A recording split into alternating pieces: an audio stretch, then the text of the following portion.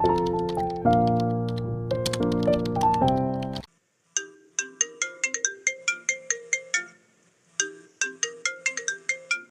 দিয়ে যাওয়ার পথে তালহা পথ আটকে দাঁড়ালো, বলল, তোমার শরীর এখন কেমন তিব? ভালো। শুনলাম মাহমুদ গ্রুপকে সাপোর্ট করছো, কথা কি ঠিক? ঠিক শুনেছ। এর কোনো ব্যাখ্যা আছে তোমার কাছে? আমার কাছে যা সঠিক মনে হয়েছে আমি সেটাই করেছি ভাইয়া। সবসময় নিজেকে সঠিক মনে করলে চলে না তিব। তোমার মনে রাখা উচিত তারা আমাদের শত্রু। তিব কথা বাড়াতে চাইছে না। তালহার মেজাজ ঈষৎ গরম হয়ে আছে। বহু বছর ধরে মাহমুদ গ্রুপের সাথে তাদের ঝামেলা চলছে, কিছুতেই মতের মিল হয় না। এদিকে তিব মাত্র কয়েক মাসেই সব কিছু পরিবর্তন করতে চাইছে। এটা মোটেও ভালো লক্ষণ নয়। বাবার মুখোমুখি বসে আছে তিব, হাতে এখনও ভীষণ ব্যথা। প্লাস্টারে আটকে রাখা হাতটা তালাল রহমানের হৃদয় চুরমার করে দিচ্ছে। তিনি এগিয়ে এসে ছেলের হাতখানা স্পর্শ করলেন। সাবধান হও তিব, শত্রু বেড়ে গেছে। বাবা, এটা সাধারণ দুর্ঘটনা, আপনি চিন্তিত হবেন না। তালাল একটি দীর্ঘ নিঃশ্বাস নিলেন। আরও ভয়াবহ কিছু হতে পারত। তিব এগিয়ে এসে নিজেদের দূরত্ব কমিয়ে নিল। আপনি প্রশ্ন করলেন না কেন? মাহমুদ গ্রুপের সাথে সহমত পোষণ করছি। আমি জানি তুমি ভেবেচিন্তে সিদ্ধান্ত নিয়েছো। জি বাবা, আমার কাছে মনে হয়েছে নিজেদের পজিশন ভালো করার জন্য অবশ্যই দেশের ভালো হয় এমন কিছু প্রজেক্ট করা উচিত। সামনে এর বেনিফিট পাবো আমরা। তুমি ঠিক বলেছ দীপ, আমি জানি তুমি পারবে। তোমায় চোখ বন্ধ করে বিশ্বাস করি আমি। তালাল ছেলের বাহুখানা স্পর্শ করলেন। এতে করে দুজনের ব্যক্তিত্বের মাঝে দারুণ অনুভূতি সৃজন হলো। সহসা বাবা ছেলের এমন মুহূর্ত দেখা যায় কি না? সোহানদের বাড়িতে আজ উৎসব লেগেছে। মাত্র জেনেছে নীরু মা হতে চলেছে। সাহিল হন্তদন্ত হয়ে বাড়ি ফিরল। তার ঘর্মাক্ত মুখশ্রী দেখে লজ্জায় মিশে গেল নীরু। বসার ঘরে বাবা মা বসে আছেন। তাদের সামনে নিজের আবেগ দেখাতে পারল না পুরুষটি। তবে নীরুকে একটুখানি জড়িয়ে ধরার জন্য ছটফট করতে লাগলো। এদিকে নীরু নিজেও লজ্জায় মিশে গেছে। শাশুড়ি তাকে নানান উপদেশ দিচ্ছে, সেসব শুনে নিচ্ছে, তবে খুব বেশি মনোযোগ দিতে পারছে না। তাদের এই 3 বছরের সংসারে প্রথমবারের মতো সুখ এসে ধরা দিয়েছে। নীরুর মিশ্র অনুভূতি নিয়ে বসে আছে। জাহিদ আর সোহান আসার পর নীরুর ছুটি মিলল। ঘরে ফিরে স্ত্রীকে জড়িয়ে ধরল সাহিল। প্রায় কেঁদে ফেলল সে। নীরু হেসে বলল, এটা কেমন হলো? তুমি এখন বাচ্চাদের মতন কেন করছো? আমার কান্না পাচ্ছে নীরু, কি করি বলো তো? মেয়েটির চোখেও জল চলে এসেছে। একই সাথে হাসিতে মাখা তার মুখশ্রী। ও দুহাতে স্বামীকে জড়িয়ে ধরল। আমাদের এতদিনের অপেক্ষা শেষ হতে চলল। তোমাকে ধন্যবাদ নীরু, আমাকে প্রতিটা আনন্দ দেওয়ার জন্য। নীরুর মুখশ্রী দুহাতে তুলে নিল সাহিল। পরপর চুমু খেল স্বীয় স্ত্রীর মুখশ্রীতে। আর সেটা মন ভরে গ্রহণ করল। এই মুহূর্তে পৃথিবীর সব থেকে সুখী মেয়ে নীরু। রান্নার দায়িত্ব নিয়েছে সোহান আর জাহিদ। তারা ঠিক করেছে আজ রান্না করবে, আর বাকিদের ছুটি। এদের এই কাণ্ড দেখে হেসে ফেলল নীরু। বসার ঘরে বসে বলল, হেল্প লাগলে জানিও। হেল্প লাগবে না, আমরা একাই পারবো। মুখে একথা বললেও সোহানের মাথা ভর্তি চিন্তা। সে কিছুই মেলাতে পারছে না। জাহিদ ইউটিউব ঘেটে রেসিপি খুঁজে নিচ্ছে, তবে দুঃখের বিষয় আহামরি সুবিধা করতে পারছে না। পেলে জাহিদ? না স্যার, রেসিপির তো শেষ নেই। কোনটা দেখে কোনটা দেখব বলেন তো? একটা দেখলেই তো হয়। ঠিক আছে। জাহিদ একটা রেসিপি দেখতে লাগলো। তবে সমস্যা হলো রান্নার সব মশলা নেই। এমনকি হলুদ মরিচ ছাড়া আর কোনো গুঁড়া মশলার নামই জানে না ওরা। মহা ঝামেলায় পড়া গেল। সোহান বিরক্তি নিয়ে বলল, জীবনে রান্নাবান্না না শিখলে যা হয়। জাহিদ ফের রেসিপি দেখতে লাগলো, তবে সহজ রেসিপি পেল না আর। অবশেষে তাদের হার মানতে হলো। বসার ঘরে বসে নীরু হেসে ফেলল। দম শেষ। জাহিদ আর সোহানের মুখশ্রীটা দেখার মতন হলো। নীরু হেসে বলল, আমি রান্না করছি। নীরু উঠতে গেলে বাদ সাধল সাহিল। কাছে এসে বলল, তোমার রান্না আজ বন্ধ। কেন? এই শরীরে এখন শুধু রেস্ট করবে। এসব বললে হয়? মা একা সামলাতে হিমশিম খায়। আমি তো সব সময়ই টুকটাক সাহায্য করি, তাই না? মানুষ রেখে দেবো, এখন চুপচাপ বসো তো। মানুষ না হয় রাখবে, তবে আজ তো রান্নাটা করি। সেটার প্রয়োজন নেই, খাবার অর্ডার করে দিয়েছি। স্বামীর কথায় ফ্যাল করে চাইল নীরু। সোহান আর জাহিদ আগেই বেরিয়ে পড়েছে। তারা এখন যাবে মিষ্টি কিনতে। বাড়িতে এত দারুণ খবর এসেছে, অথচ মিষ্টি আনতে মনে নেই। বাইরে মিহি বাতাস বইছে, যখন তখন বৃষ্টি নামবে, আর সেই জলে সিক্ত হবে পরিবেশ। এক হাতে কিছু ফাইল জানালার পাশে দাঁড়িয়ে আছে তীব। সে কিছুমাত্র হলেও চিন্তিত। সে জানে দুর্ঘটনাটা মোটেও স্বাভাবিক ছিল না, ইচ্ছে করে কেউ করেছে, কিন্তু এই কেউটাকে। এখানে বিশাল একটা প্রশ্ন জাগে। ওর মুখশ্রী ঈষৎ ফুলে গিয়েছে, ব্যথায় লাল হয়ে আছে চোখ। মনে হচ্ছে জ্বর আসবে, আশাও স্বাভাবিক। পুরুষটি তবু বসে নেই, শরীরের চিন্তা করে না সে, ভয় পায় না শরীরের আঘাতকে, মনোযোগ দিয়ে ফাইলগুলো দেখছিল। তারা এসে ঘরের দরজায় ঠক ঠক আওয়াজ করলো। সে ভাইয়ের জন্য খাবার নিয়ে এসেছে। আমার ঘরে আসার জন্য তোর অনুমতি কেন নিতে হবে? যদি ব্যস্ত থাকো। তবুও তোর আগে কোনো ব্যস্ততা নেই, বুঝলি? মাথা নেড়ে তারা বোঝালো। হ্যাঁ, সে বুঝেছে। খাবারটি টেবিলে রেখে দিয়ে ভাইয়ের নিকট এলো। হাতে খুব ব্যথা, তাই না? খুব বেশি না। এত আঘাত পেয়েও বলছো বেশি না? কেমন করে পারো বলো তো? টেনশন করিস না, শরীরের আঘাতকে কিছু মনে হয় না আমার। কেন হয় না? কারণ মনের আঘাত শরীরের আঘাতের থেকেও বেশি। যদি কখনো জানতে পারি মনে আঘাত লেগেছে, তখন বেশি কষ্ট হবে। ভাইয়ের কথাগুলো বুঝলো কি সে? কে জানে। ও শুধু পলকহীন চেয়ে রইল। তুই কেন খাবার এনেছিস? জানি ব্যস্ততা দেখিয়ে পরে আর খাবে না, তাই বসে খাওয়াতে এলাম। তুই খেয়েছিস? না। তাহলে একসাথে খাবো, আয়। তারা খুশি হলো। সে এক চামচ খাবার ভাইকে তুলে দিল, আরেক চামচ নিজে খেলো। খেতে খেতে তীব শুধালো, ক্যারাটের জন্য কিছু ভেবেছিস? ভর্তি হব। তোমার তো শরীর খারাপ হয়ে গেল, তাই আর বলিনি। আমার পরিচিত একজন আছে, ক্যারাটে ট্রেনিং করায়, ওর ওখানে কথা বলে দেব। ঠিক আছে। তারা ফের এক চামচ খাবার মুখে তুলে দিল। তারপর বলল, মায়ের আরও ট্রিটমেন্ট করাতে হবে। হবে তো, মামা ভালো জানেন, এতগুলো বছর তিনি তো সব দেখেছেন। কিশোরী মনও হয়ে গেল। তীব সেটা খেয়াল করে বলল, কি? কিছু না।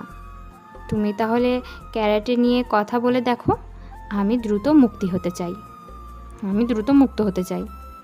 ওর এহেন কথায় অদর প্রসারিত হলো তীবের।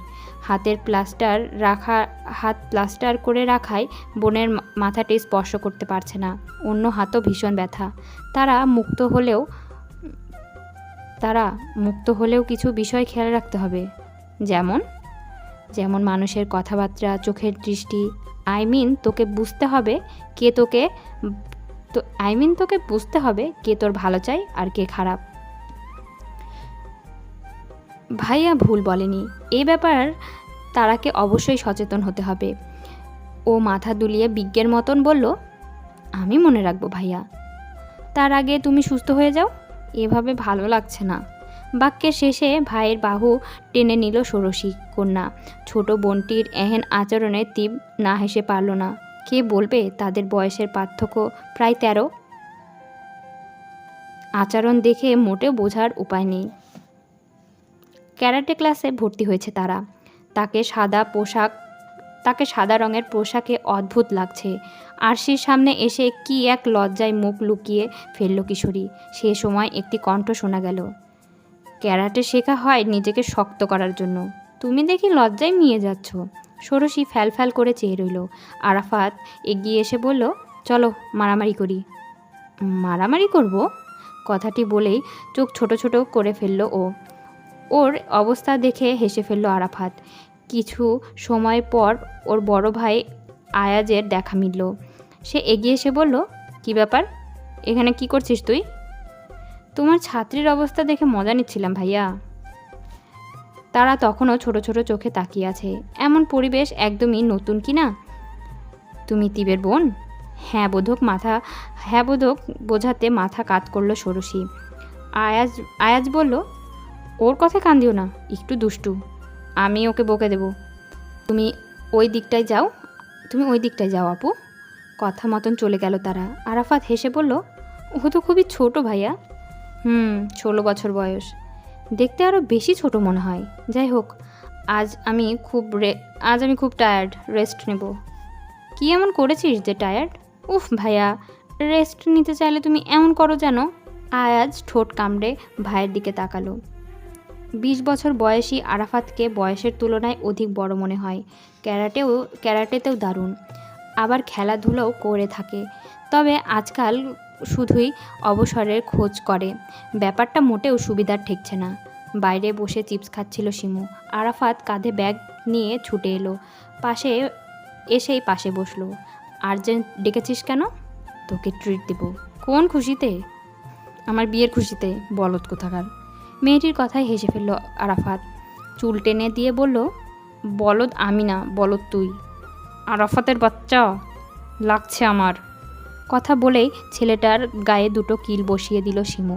অমনি আরাফাত তাকে ছেড়ে দিল। কি খেয়ে এসেছিস এত জোর? এইটুকুতে এই হাল? তুই না ক্যারাটে জানিস? ক্যারাটে জানি বললে কি শরীরে ব্যথা লাগে না? এমন কোনো বেদবাক্য আছে নাকি? তা ঠিক, যাই হোক এখন চল, লেট হচ্ছে। ওরা দুজনেই উঠে পড়ল। আরাফাত হাত বাড়িয়ে শিমুর চিপসের প্যাকেট থেকে চিপস নিতে চাইল, তবে শিমু দিল না। চোখ রাঙিয়ে বলল, নিজে কিনে খা। তুই না ট্রিট দিবি আমায়? চিপস ট্রিট দিব এটা তো বলিনি। আশ্চর্য। কথা না বলে চল। ওরা গেটে দিয়ে বের হচ্ছিল, এমন সময় একটি কণ্ঠ শোনা গেল, মেয়েলি চিৎকার। আরাফাত আর শিমু দৌড়ে গেল। চিৎকারের শব্দ আসছে সুইমিং পুলের দিক থেকে। ওরা দুজন সেখানে এলো। এসে দেখলো একটা মেয়ে সুইমিং পুলে পড়ে আছে, আর পোষা কুকুরটা ঘেউ ঘেউ করছে। আরাফাত ঠোঁট কামড়ে হাসলো।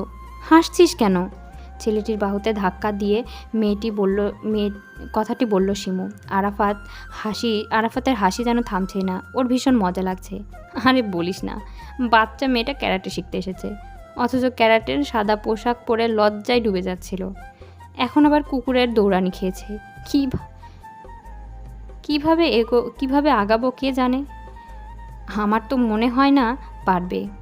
কিভাবে আগাবে কে জানে, আমার তো মনে হয় না পারবে। ধুর, বেশি কথা বলিস না। শিমু এগিয়ে গিয়ে কুকুরটাকে সরিয়ে দিল। তারার মূলত কুকুর ভীতি আছে। ও ভয় পেয়ে দৌড়ে পালাচ্ছিল, আর এতেই পোষা কুকুরটি সুযোগ পেয়ে বসে। আজ বড় শিক্ষা হলো তারার। এ জীবনে ক্যারাটে শেখার নাম নিবে না সে। বাসায় ফিরে মন খারাপ করে বসেছিল। প্রবেশ মাত্রই সেটি লক্ষ্য হলো। এখানে বসে আছিস কেন? ষোড়শীর চেহারা থমথমে, চোখ দুটো লাল। এগিয়ে এসে বোনের পাশে বসলো। মন খারাপ কেন? ক্যারাটে শিখবো না ভাইয়া। কেন? এ প্রশ্নের জবাব দিতে পারল না ও। দীপ বলল, কেউ কিছু বলেছে? আজকে এখনই কল করছি আমি, থাম। তারা একদম কেঁদেই ফেলল। ভাইয়ের বাহু টেনে ধরলো। কেউ কিছু বলেনি। তাহলে? ওখানে কুকুর আছে, আমাকে দৌড়ানি দিয়েছে, আমি সুইমিং পুলে পড়ে গিয়েছিলাম। বোনের দুঃখটি বুঝল দীপ। আদুরে হাতে মাথায় স্পর্শ করে বলল, ঠিক আছে, এটা কোনো বিষয় না, আমি আজকে বলবো কুকুরটিকে সরিয়ে দিতে। তারা তৎক্ষণাৎ ভাইয়ের বুকে মাথা রাখল।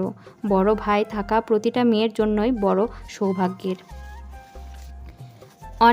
অনিমের ফোন থেকে মেসেজ এসেছে, সে দেখা করতে চায়। প্রায় 1 সপ্তাহ হলো তাদের মধ্যে কোনো যোগাযোগ নেই। সারা জানালো সে অসুস্থ। কথাটি একেবারে মিথ্যা নয়। তার শরীরে অলসতা এসে ভর করেছে। সারাক্ষণ শুধু ঘুম পায়। ও ফোন রেখে ঘুমিয়ে পড়ল। ঘুম ভাঙল রাত 8টায়। মা এসে ডেকে তুললেন। সারা চোখ মুখে হাত দিয়ে ঘুম সরানোর প্রয়াস করলো। ভাঙা গলায় শুধালো, এই অসময় ডাকলে কেন মা? অনিম এসেছে। কেন এসেছে? এটা কেমন কথা? দেখা করতে এসেছে। ওহ। মেয়েটার মাঝে আহামরি কোনো উদ্বেগ নেই। ও চুপ করেই রইল। কবরী মেয়েকে এক প্রকার টেনে ওঠালেন। তুই ফ্রেশ হয়ে আয়, আমি বিছানা গুছিয়ে দিচ্ছি। মন চাইছে না, তবুও যেতে হলো ওকে। কিছু সময় পর শিমুর দেখা মিলল। সারা তখন আরশির সামনে দাঁড়িয়ে নিজেকে ঠিক করছে। আপুই? এসে বোনকে জড়িয়ে ধরল শিমু। ভাঙা গলায় যুবতী শুধালো, ঢং কন্যার কি হয়েছে? আমার কিছু হয়নি। তোমার প্রেমিক এসে বসে আছে, মার দেব। কে প্রেমিক? অনিম ভাইয়া। সে আমার প্রেমিক? তোকে কে বলেছে? বলেনি তো? সে আমার প্রেমিক, তোকে বলেছি? বলনি, তবে হবে। জি না। তার মানে তোমার পছন্দ নয়? সরা ঘাড় ঘুরিয়ে চাইল। অনিমের সাথে কথা বলতে তার ভালো লাগে। মানুষটা ভালো, জীবনসঙ্গী হিসেবে সেরাদের কাতারে থাকবে। তবে ওর কেন যেন মন টানছে না। শিমু আশেপাশে লক্ষ্য করে বলল, পছন্দ না হলে আমি সব থেকে বেশি খুশি হব। কেন? কারণ তীপ ভাইয়া। অসহ্য নয়নে তাকালো সরা। এই মেয়ের মাথায় সর্বদা অসভ্য পুরুষটির কথা ঘোরে। ওর ওষ্ঠে অসহিংসতার প্রকাশ মিলল। সে আমাদের শত্রু হয়, এসব বললে ভালো হবে না শিমু। শিমুর কণ্ঠ থেকে আফসোস খসে পড়ল যেন। ও বেডের ওপর হেলে দুলে বসে রইল। তোমাদের আসলে চোখ নেই আপুই, এমন সুন্দর মানুষের সাথে শত্রুতা তৈরি করেছ। ভালো, তোর যেহেতু আছে তুই যা না, প্রেম কর গিয়ে। শিমু জবাব দিল না, তবে মনে মনে আওড়ালো, আমার তো পুলিশ সাহেব আছেই আপুই, তাকে আমার হেব্বি লাগে। নিচে এসে দেখা গেল অনিম চা খাচ্ছে, তবে তার দৃষ্টি এলোমেলো, শরীরের পোশাকটিও পরিপাটি নেই। ও বসতেই শুধালো, শরীর ঠিক আছে এখন? ম্যাচ ভাবটা রয়ে গেছে। ও বিরক্ত হলে? না, বিরক্ত হইনি, তবে আপনি আসবেন জানালে ঘুমাতাম না, শুধু শুধু আপনাকে অপেক্ষা করতে হলো। অনিম চুপ, সরাও তাই। দুজনের কেউ কথা বলছে না বিধায় সমস্ত ঘর মৌনয় ভরে গেল। সেটা একটা সময় পর অনিম মুখ খুলল, একটু কথা বলা যাবে? হ্যাঁ বলুন। ছাদে গিয়ে বলি। সরা নাকচ করতে পারল না, এটা মোটেও ভালো দেখায় না। ও অনিমকে নিয়ে ছাদে এলো। আকাশে মস্ত বড় চাঁদ, সেই আলোয় চারপাশ দারুণভাবে আলোকিত হয়েছে। ছাদে থাকা ফুলের গাছগুলো সৌরভ ছড়াচ্ছে। সারা চোখ বন্ধ করে পরিবেশটা অনুভব করতে চাইল। মনটা ভালো লাগায় ভরে উঠেছে। তারপর যখন চোখ খুলল, তখনই অপ্রত্যাশিত দৃশ্যটি দেখতে পেল। অনিম হাঁটু গেড়ে বসে আছে, হাতে রিং। সরার সমস্ত দেহ আন্দোলিত হলো। তুমি বিশ্বাস করবে না, এই সময়টার জন্য কত রাত আমার ঘুম নেই। প্রথম দিন তোমার দর্শনে আমার মনে হয়েছিল, একটা মানুষ এত সুন্দর কেমন করে হয়। তোমার সাথে কথা বলে মনে হয়েছিল পৃথিবীর সমস্ত সুর এই কণ্ঠে আছে। তোমার সাথে পথ চলে মনে হয়েছিল আমি এই পথে চোখ বন্ধ করে আজীবন চলতে পারবো। উইল ইউ ম্যারি মি সরা? শিমু বুঝতে পারছিল কিছু একটা ঘটবে, তাই চুপি চুপি ছাদে চলে এসে দেখল এই কাণ্ড। সে পুরোই হতাশ, তবুও পরের ঘটনা জানার প্রয়াসে চেয়ে রইল। এদিকে সরা অপ্রত্যাশিতভাবে চমকে গিয়েছে। এই সময়টা বিন্দুমাত্র ধারণা করেনি সে। এমন না সে জানে না অনিমের চোখে তার জন্য মায়া রয়েছে, তবে এখন এমন এক পরিস্থিতিতে অনিমের ভালোবাসা নিবেদন করবে ও ভাবতে পারেনি। উত্তরের অপেক্ষায় চাতক পাখির মতো চেয়ে আছে অনিম। সরার গলা তরল শূন্য হয়ে আছে। ও শুধু বলল, আমার সময় প্রয়োজন অনিম। অনিম হেসে ফেলল, উঠে দাঁড়িয়ে কাছে এলো। সরার খোলা চুলগুলো বাতাসে উড়ে বেড়াচ্ছে।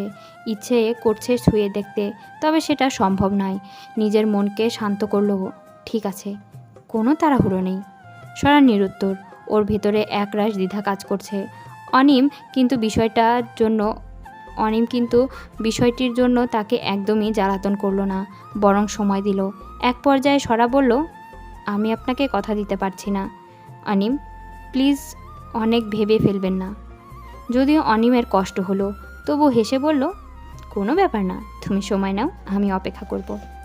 কয়েক সপ্তাহে সোহানের মাথাটা নষ্ট হয়ে গেল।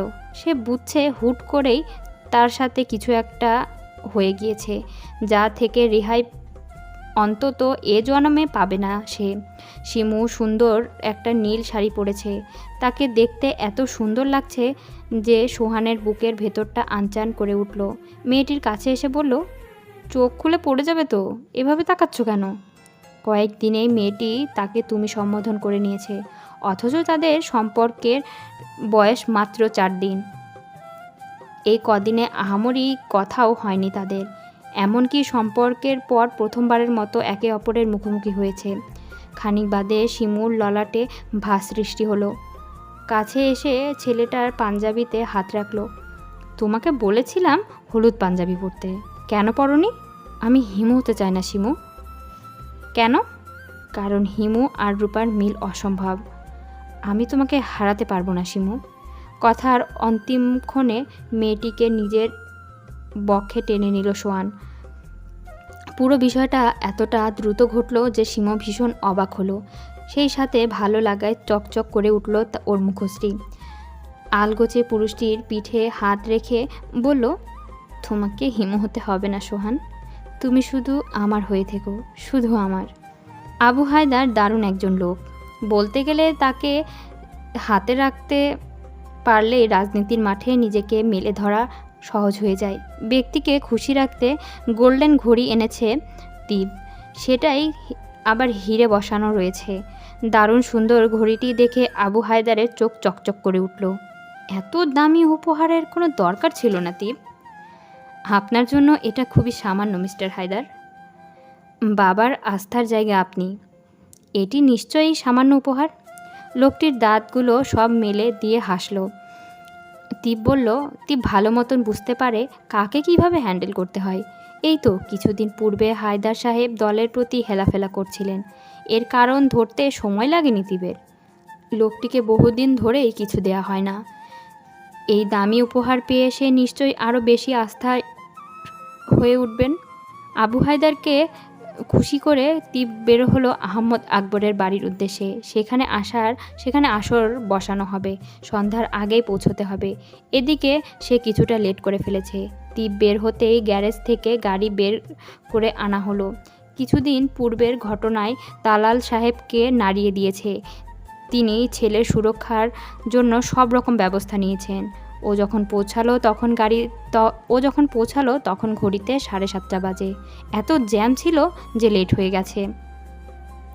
সবাই তখনও খাবার খেতে বসেনি, তবে অনেকটা সময় পেরিয়ে গেছে।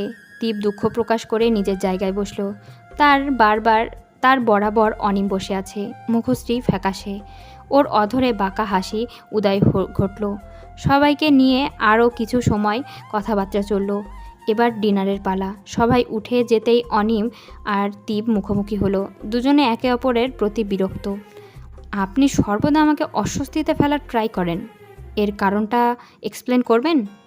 ওর কথায় না হেসে পারল না দীপ। এতে করে অনিমের মুখটা মেঘে উদয় ঘটল। তুমি কি নিজেকে মেয়ে দাবি করছো অনিম? যদি মেয়ে হও তবে প্রশ্নটি সঠিক বলে ধরে নেব, আর যদি ছেলে হও তবে অবশ্যই আমি উত্তরটা দেব না। ওর এহেন কথায় অনিমের চোয়াল শক্ত হয়ে গেল। ও প্রায় আর্তনাদের মতন করে বলে উঠল, এতটা অভদ্র আচরণ আপনার কাছ থেকে আশা করিনি। So sad. কথাটা শেষ করেই দীপ আগাতে চাইল। অনিম কথার দ্বারা বাধা দিল। সরাকে বিরক্ত করেন, এ ব্যাপারে কি বলবেন? দীপ দাঁড়িয়ে গিয়েছে, পেছন ঘুরে বলল, এর জবাব তোমাকে দিতে হবে? অবশ্যই হবে। কে হও তুমি? যেই হই, আপনাকে বলতে বাধ্য নই। তাহলে আমিও জবাব দিতে বাধ্য নই। দীপের মুখশ্রী গুমট। ও লাল হয়ে গেল। তার ভীষণ রাগ হচ্ছে, ইচ্ছে করছে অনিমের নাক ফাটিয়ে দিতে। ছেলেটা তাকে প্রশ্ন করছে, এটা ভেবেই তার চোয়াল শক্ত হয়ে এলো। খাবার টেবিলে দীপ আর সরার চোখাচোখি হচ্ছে। এতে অনিমের রাগ বাড়ছে। ও এগিয়ে এসে ওদের দুজনকে আড়াল করে বসল।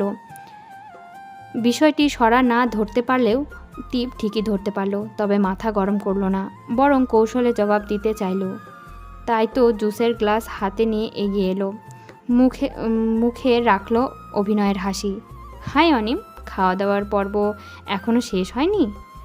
অনিমের যে কী রাগ হলো, তবে নিজের রাগটি প্রকাশ করতে পারল না। এদিকে তার গুমট মুখশ্রী সরার নজরে এলো। চলছে। জবাবটুকু এইটুকুই ছিল। দীপ চেয়ার টেনে বসল। সরার দিকে চেয়ে গভীর সুরে বলল, আপনি ঠিকমতো খাচ্ছেন দেখে অবাক হচ্ছি সরা। এমনিতে তো লাঞ্চ করতে চান না। সরা জবাব দেওয়ার পূর্বে অনিম বলল, আসলে ও কমফোর্ট জোন ছাড়া খেতে পারে না। এহেন জবাবে দীপ পাশ ঘুরে চাইল। অনিমের মুখে হাসি। সে ফের বলল, ফ্যামিলি মেম্বার অথবা ওয়েল উইশার ওর কমফোর্ট জোন। কথাটি তীপকে নিক্ষেপ করে বলা, যা বেশ ভালোই বুঝতে পারলো ছেলেটা। তাই তো হেসে শুধালো, তুমি কোনটা, ফ্যামিলি মেম্বার নাকি ওয়েল উইশার? কথাটার জবাব তৎক্ষণাৎ দিতে পারল না অনিম, তাই সরার দিকে তাকালো। সরা মৃদু সুরে বলল, আমার খাওয়া শেষ, আমি উঠছি। মেয়েটি চলে গেল। অনিম সেদিকে তাকিয়ে বলল, আপনার উপস্থিতি ওকে বিরক্ত করে, তবুও কেন আসেন বারবার?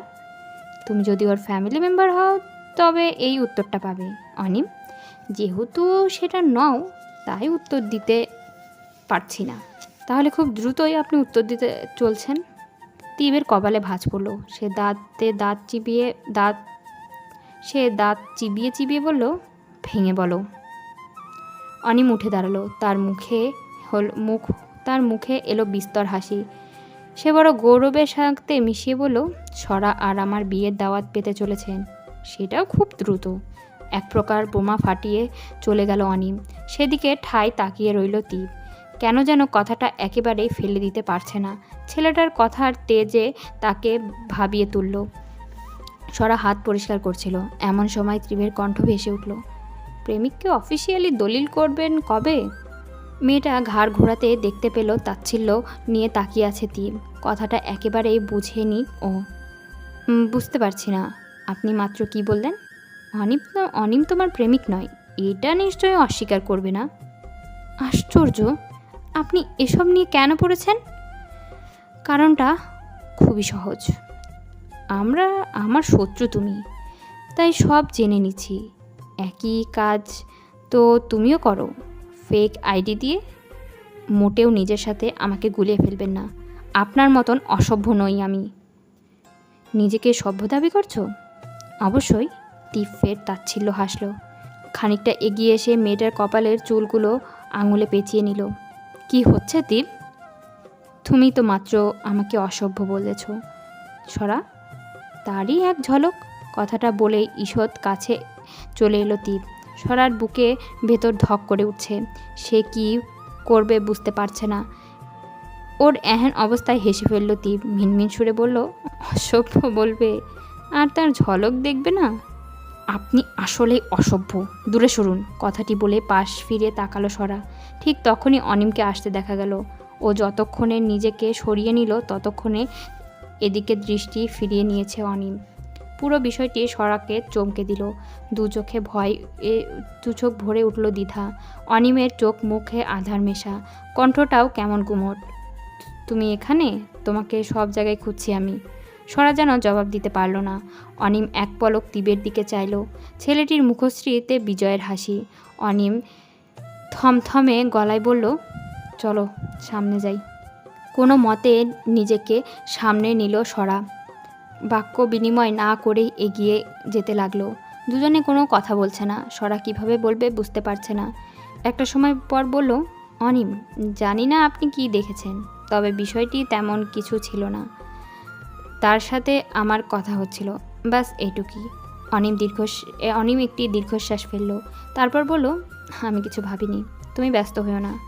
অনিমের মুখে এ কথা বললেও ভেতরে ভেতরে ভীষণ রাগ রেগে আছে। তবে এটা নিশ্চিত এখানে সরার কোনো দোষ নেই। মেয়েটি যে তীবের অসভ্যতা নিয়ে কথা বলছে না, এটা ওকে কষ্ট দিচ্ছে। তীব চলে যাবে এমন সময় নুহার সাথে তার দেখা হলো। মেয়েটি নিজে থেকে এগিয়ে এলো। কখন এসেছেন? সন্ধ্যায় তো দেখিনি। কিছুটা লেট করে এসেছি নুহা। তোমার কি খবর? দারুণ খুশি দেখাচ্ছে। আমি সবসময় খুশি থাকি। তাহলে তো দারুণ। বলা যায় সবটাই বাবার জন্য।